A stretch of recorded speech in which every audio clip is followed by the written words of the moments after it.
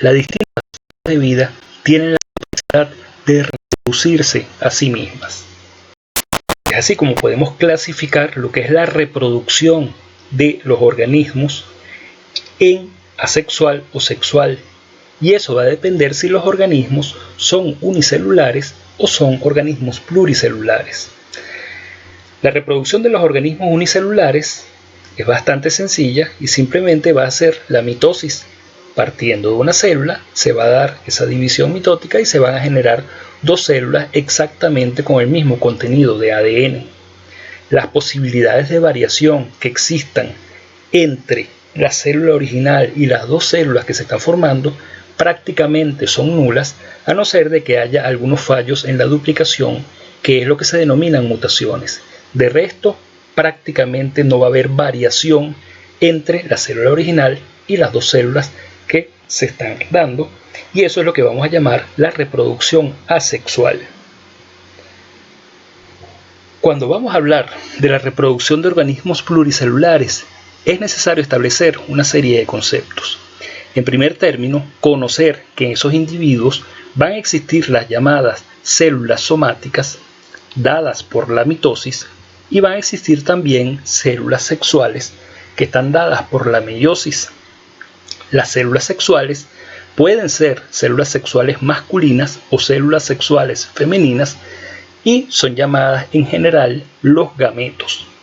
A las células somáticas las denotamos como 2N porque son células que en la mayoría de las especies de reproducción sexual van a tener por cada tipo de cromosoma 2 ejemplares, es decir, un par de cromosomas homólogos por cada forma cromosómica, mientras que en los gametos por cada forma cromosómica va a haber solamente uno y por eso las vamos a denominar N. Una célula 2N a través del proceso de la mitosis va a generar muchas células 2N y ese es el proceso del crecimiento. Simplemente va a ser divisiones mitóticas una detrás de otra de tal manera que se vaya permitiendo el crecimiento de un individuo. Se van diferenciando algunas células dependiendo del tejido que se esté conformando y la función que debe tener él para generar órganos, para generar sistemas. Esto es el proceso de crecimiento que simplemente es a través de la mitosis.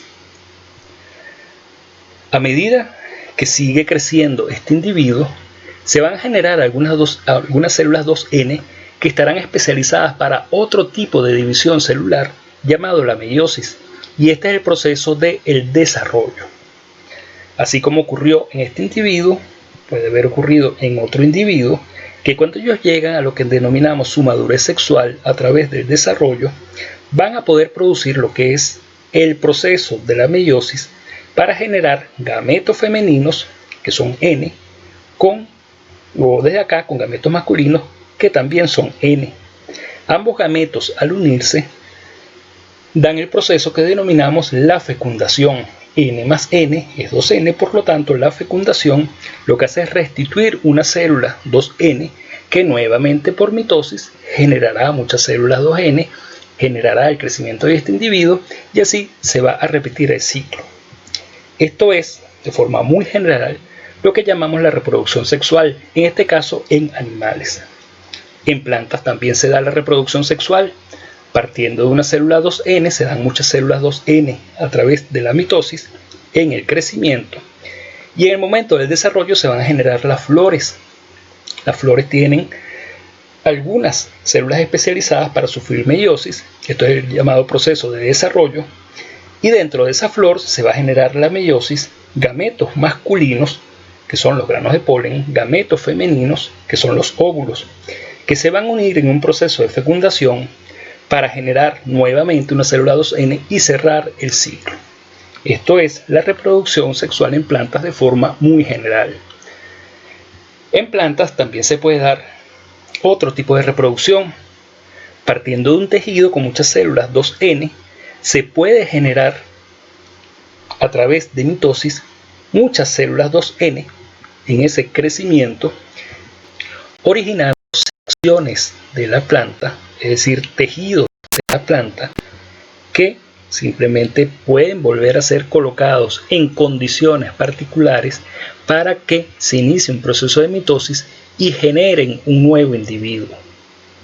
Aquí no hay intervención de gametos y es por eso que vamos a denominar este tipo de reproducción la reproducción asexual. Es una reproducción donde prácticamente no va a haber variabilidad genética con respecto al tejido que le dio origen, lo cual sí ocurre en la reproducción sexual debido a que la unión de los gametos sí va a generar una alta variabilidad dentro de la misma especie.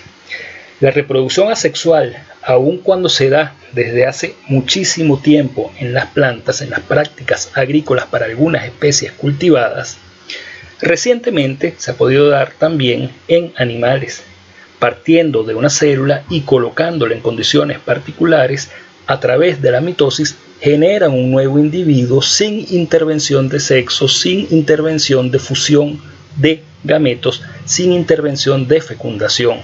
Es decir, ese nuevo individuo va a ser exactamente igual a la célula que le dio origen y eso es lo que vamos a denominar clon.